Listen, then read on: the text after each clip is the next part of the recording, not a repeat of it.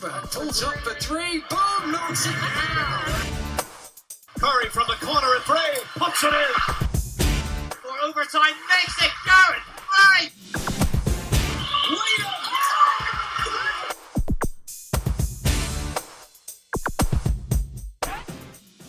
Welcome to the new edition of the MVP cast with me, Mark Woods, a EuroBasket qualifier special this time out. GB entering the fray in their, last chance saloon to reach the qualifying stages proper towards EuroBasket 2021. It all starts on Wednesday against Kosovo on the road, then back in Manchester on Saturday against Luxembourg. Then they do it all again next week, away at Luxembourg midweek, and then a week on Saturday back at Manchester to finish against the Kosovans.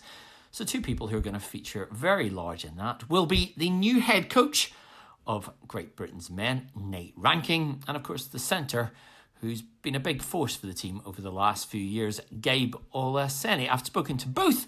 You hear their thoughts on the qualifying campaign and their backstories. We'll hear from Nate later in the podcast, but first of all, I caught up with Gabe Olaseni. Thanks for joining us, Gabe. A new coach for Great Britain, Nate Reinking. Of course, you guys kind of know him. You knew him as an assistant, but what sort of change of tone has he brought into the programme over the last week or so?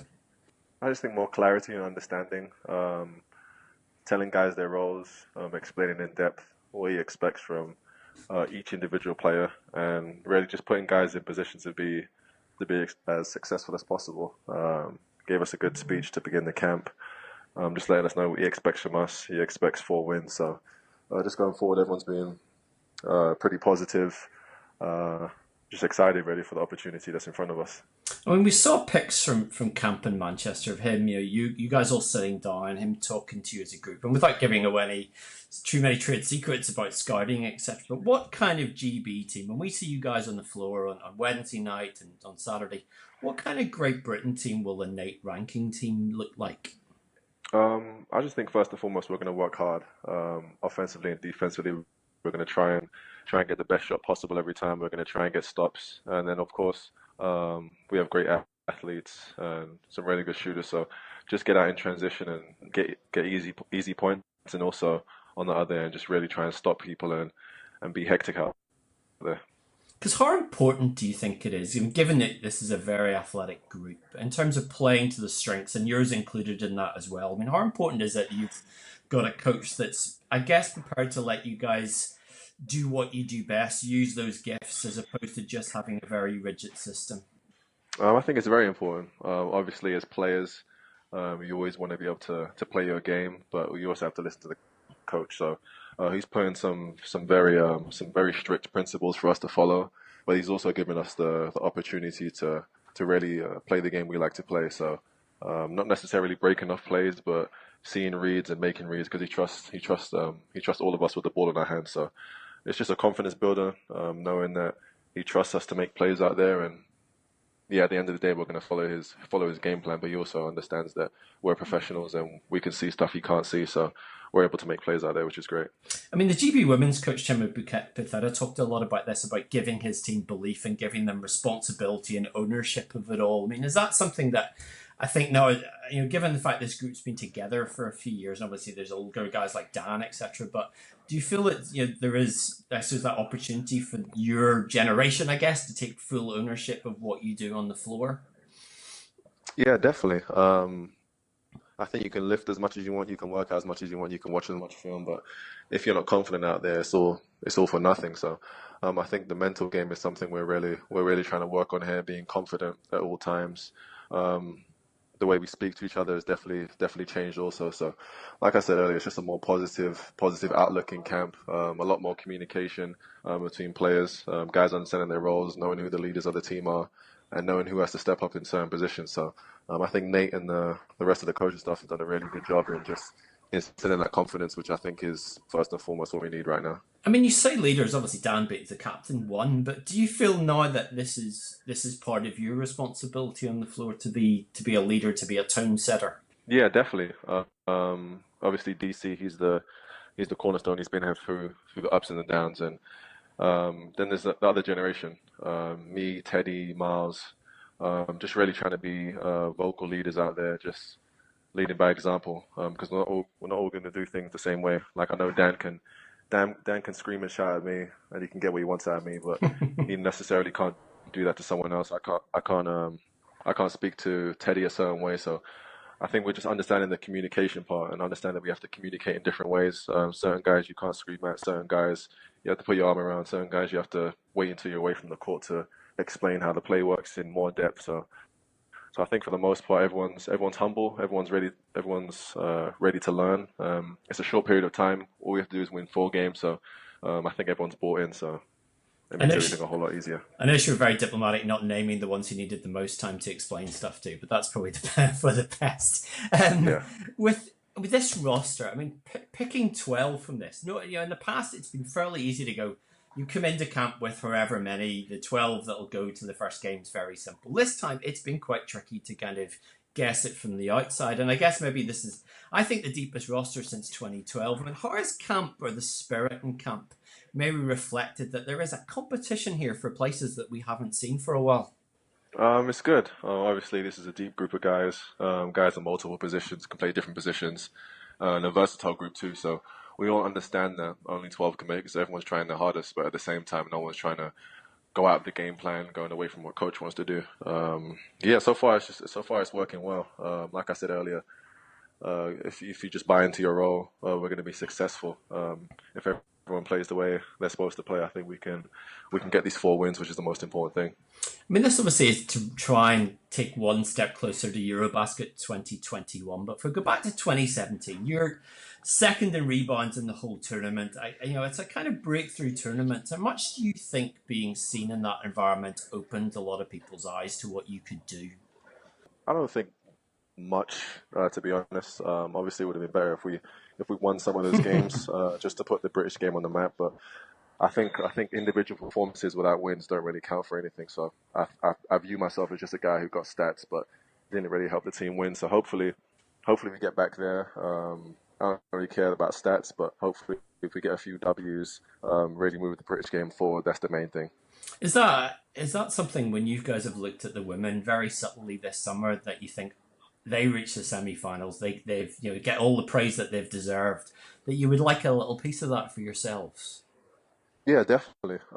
We've seen the success of all the teams, men's, women's, the younger teams, and I think we all think we're capable of the same thing. But like I said, we just have to all buy in, understand roles, understand what the coaches want, and then if we do have opportunity to show a little bit more of ourselves, take advantage of that. But yeah, the women are definitely inspirational.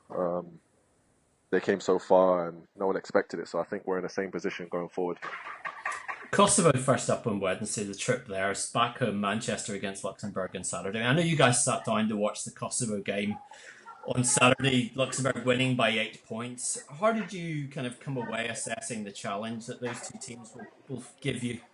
I think both teams are going to be tough, well coached, a lot of versatile players at all positions. So I think defensively we're going to have to really lock in. I think that's where the game's going to be won. I think we can score with the best of them, but I think just coming down the stretch in what's most likely going to be close games, we have to get those stops that we needed to win.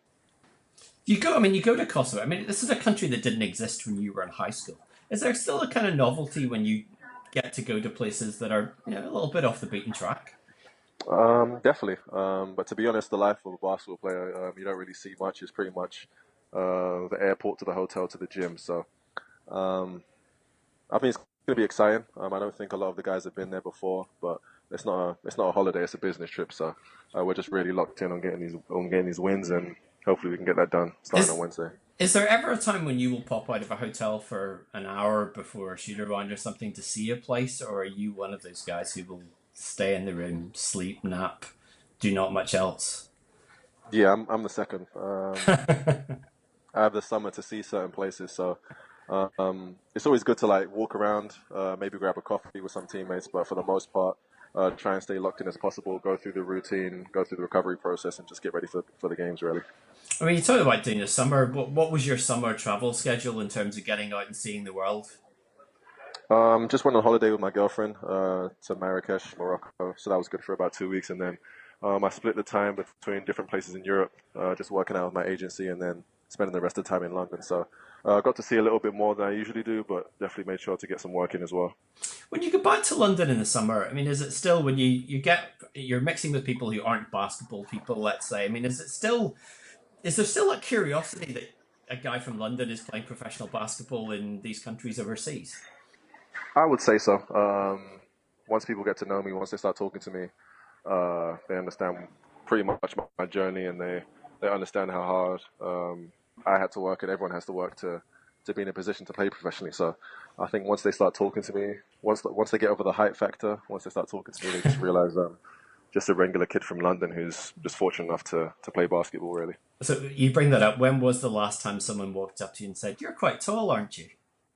Pretty much before I got on the phone. I got an elevator and someone said it. So as long as they're not too rude, I can handle it. I can handle the banter. Luxembourg 2017, you were in that game, the last qualifier. I mean, GB had already qualified, but you lost in Luxembourg. Do you go into a game like Saturday thinking, I wouldn't mind a little bit of payback for that? Not right now. I'm not really thinking about it now. Obviously, the goal right now is Kosovo, but I'm sure we'll watch game film from that game, and leading up to the game, you start thinking about the previous time you played any team. So I'm sure those thoughts will be there, but you try not to get too emotional. Try and be pretty rigid with your thoughts. Try and be professional and just go out there and execute, really. There's been talk this summer about the men's team and the sort of, I guess, the purpose, and there's been some shots taken and I guess some fair criticism you can say, but also people going, what's this team's potential? Should we invest in them? Given obviously what everyone spoke about last year, I mean, how much as a team and maybe individually as well, do you think there's some points to prove and maybe some messages that you guys would like to send out? We try not to listen to outside noise. Obviously, people talk about it on things like social media, but at the end of the day, I think winning solves everything. If we want funding, let's get these 4 dubs. If we want to move forward and really get the attention and the recognition we deserve, just keep winning. So I think everything's in our hands. Winning solves everything. So we're not too worried about it. We know what we're capable of. But we have to consistently prove it as a group. Last season, you played in Würzburg. You reached the FIBA Europe Cup final. There's a very select group of British players that have played in a continental cup final. Of course, you didn't. You lost to your former team, Cesare. But what's it like to experience playing in a big European final? With all the hype and everything that goes around it. It was a great honor. Last year, I played with a great group of guys, great coaching staff. So just being there from early August, having a goal of making it to the finals. Unfortunately, we weren't able to make the BBL playoffs. We ended up in 9th place, but just being able to come together for one goal, and obviously became a little short, but still proud of the effort going forward. And obviously it was great to play in a final. So hopefully down the line I play in a few more. I mean, you've gone to France, Italy, Germany. It's kind of 3 of those groups of leagues that are pretty much in a par. Which of those do you think is the toughest league now?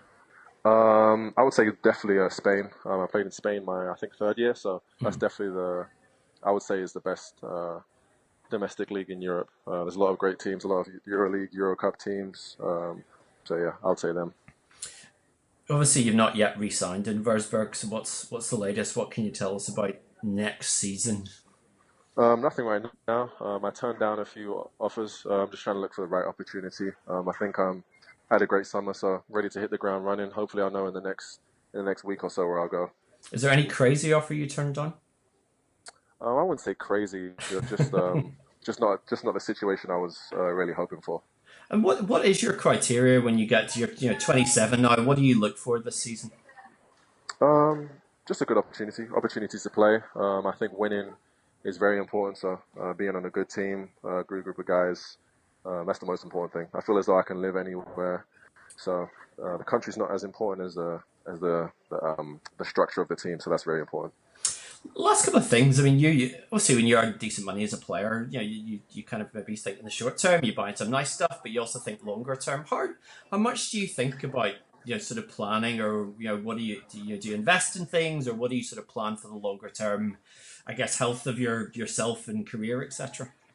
Yeah, obviously you don't try and spend a lot. You try and save as much as you can. I try and save 80, spend 10, and give 10 to like family or charity. So that's what I try and do with all the money I have. So it's worked for me so far. Hopefully I play for another 10 years, so I don't really have to worry too much. But if I'm not able to, I still have some saves. So try and be diligent with the things I say, but also at the same time knowing that you work hard for 10 months, so it's okay to have fun for a week in the summer.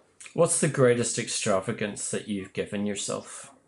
The greatest extravagance, probably just an iPhone. I don't really spend a lot of money. I keep stuff for a long time. I think I had the iPhone 7 for like 4 or 5 years. So I just got a new one. So I'm pretty happy about that. But that's about it. I was hoping you were going to say something like a Porsche or a speedboat or something. No. Definitely not.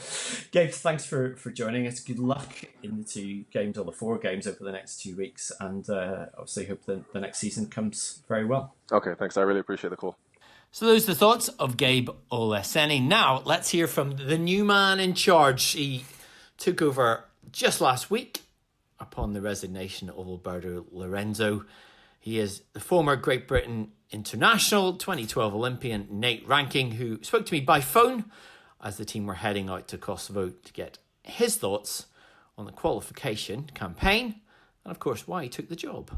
Coming in at the last minute, I mean, obviously there's an emotional attachment to GB, but, given obviously everything that sits in the background and what you've known about it, I mean, was there any kind of nervousness when you got the call from Tony Minicello and said, would you like to become the new Great Britain coach?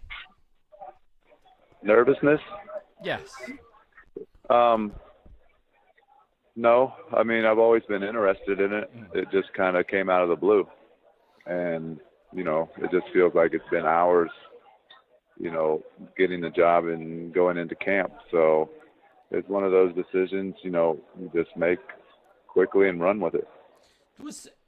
What was the kind of pitch to you about what this job will involve? Because obviously we've got 4 games now, but I mean, I guess that you see this very much as a long-term opportunity. Yes, I do. But we're just going to have to micromanage these 4 games because right now that's pretty much all I'm focused on is winning the first one in Kosovo.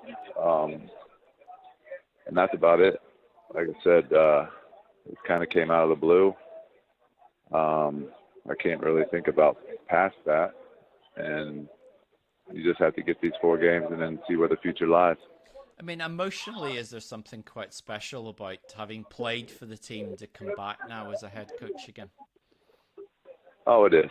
I mean, it started to become, it became part of my DNA. I mean, it was, player for 6 years, make it to the pinnacle at the Olympics, and then join the team as a coach and go through a couple European championships there with the guys on that side of the coin too. So it's been a big part of my life. I think it was for 11 straight years.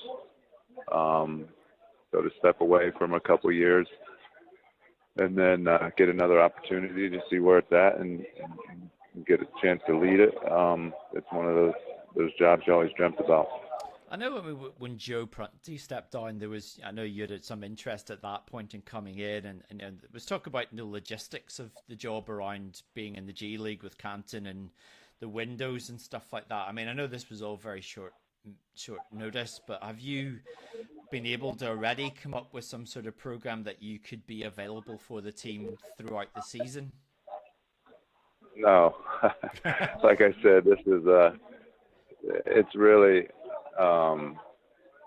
like I said, it's really been a shock and a complete, opportunity out of the blue, and it's literally just take it one day at a time. Make one practice plan for it. Make one. I'm saying that will be a conversation with Kobe Altman when this is all done and what might lie beyond. Yeah, I mean, that's my main job. So, that's a priority. So it'll be something that we'll figure out.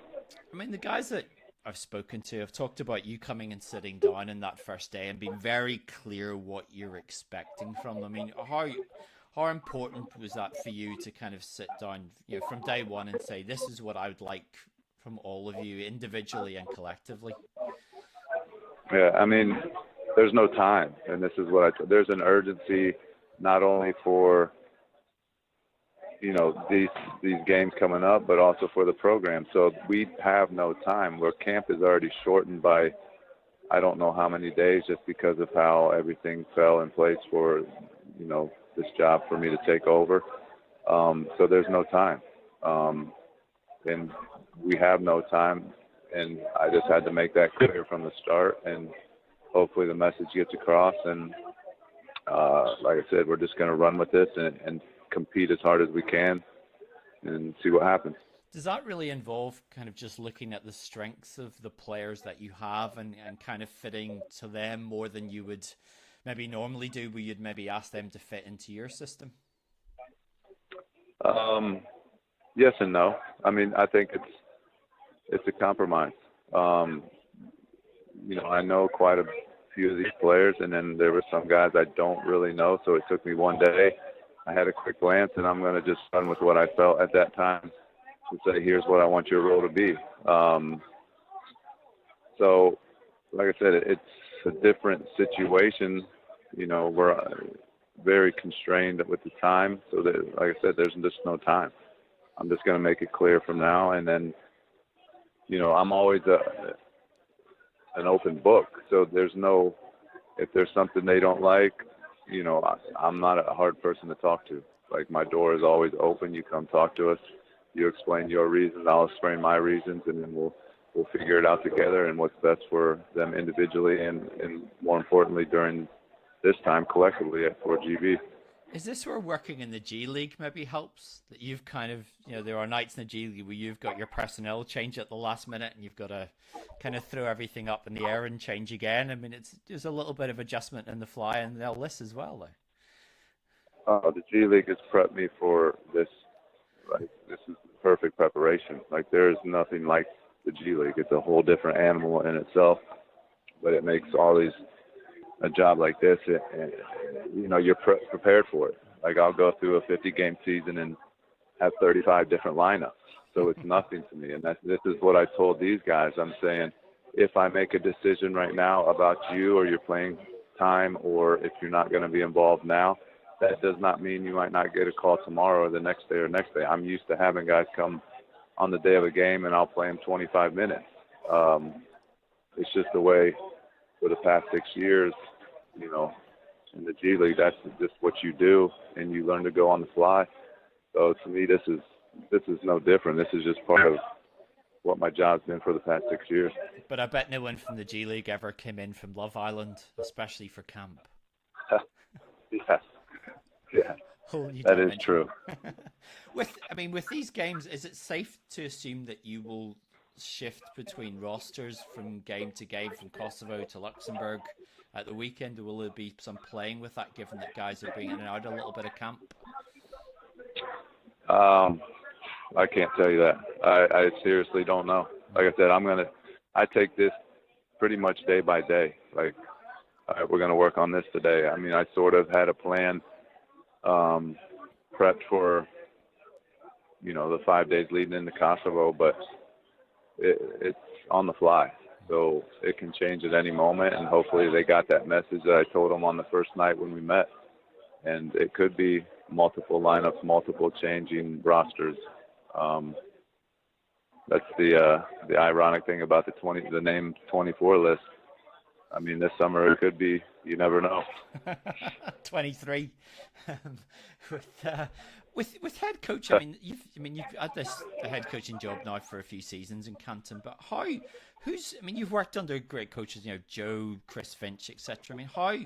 Where have you taken that head coaching philosophy from? If I'm honest, I would. You just take a little bit of everything. I watched Joe build, like, how he ran the program those years with him, and it was amazing to learn under him with my first coaching job, being with GB and seeing how he operated this program and the guys he brought in and establishing that. And before that, playing for Chris and the success, building that from day one all the way to 2012. So I've been involved in under two special coaches. So it's been, you just take what you see that you feel is going to be successful. You can't change who you are. You just be yourself, and you kind of take from each guy that you work with and work for, and hopefully, blend it together and into your own style. I know you spoke to Joe last week. Was there any advice that he gave you?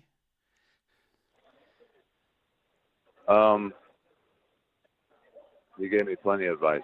And it was, it's always great advice. The way the windows changed, he was somebody that, he put a lot into this program. So it was one of those things you always wanted him to keep going with it. It was just the way the FIBA changed everything. But, his advice is this is what, this was a big part of your life, and now you get to run the show. So run with it and go with how you feel. I mean, you played in the very peak of British basketball in 2012. And obviously the team now is in a situation where this is the last gasp qualifiers for EuroBasket. Is that the drive for you from someone who experienced that to put something in place that allows these guys to move back up and experience that kind of big stages that you were able to enjoy? Yeah, I mean, I have let's say, my purpose in coaching is really to get other players their dream. So it's the same in the G League. Like, I enjoy, and I believe my purpose is to help these guys get to where they want to be. If you're going to be involved in the GP program and international basketball, getting to the Olympics is the pinnacle. So I want to see young men experience that. So if there's a way I can help, there's no personal ambition or gain that drives me more than just seeing, young guys be able to experience what I experienced with it. You've said you want 4 wins out of 4. I guess, obviously every coach is going to say that. But this group that you see, and you've only had them for 4 days, do you see that longer term potential now? I do, and I know there's a lot more talent out there. So it was the same when I was a player. You never know who's out there, and your spot is never, safe. Especially this is it's a level where it's a dog-eat-dog world. So there's a lot of talent here. There's a lot of talent not here. And if this is going to be a long-term thing, it's like I said, even in this short window, you never know who's going to be on this roster and who's not. So Lowell Dang might get a call sometime. Oh, he'll get a call for sure. Last thing I don't know if he'll pick up, but you never know. He's enjoying himself right now. He might not have anything else to do. He's enjoying a good life. Yeah. Will it be kind of special stand up there for the anthem again, back out there on Wednesday night? Oh, it will. It will. Like I said, it became part of me. My wife's from here. My family, everyone has the dual passports. Like, England is a second home. Great Britain's a second home. Well, those are the thoughts of Nate Reinking. Don't forget, you can get all full coverage of Great Britain's campaign over the next couple of weeks on MVP247.com. That's it for this edition of the MVP Cast. We'll have another one very soon. Don't forget to follow us on Facebook and Twitter. You can hit me up on the ladder at Mark Britball. But for now, from the MVP Cast, we'll catch you soon.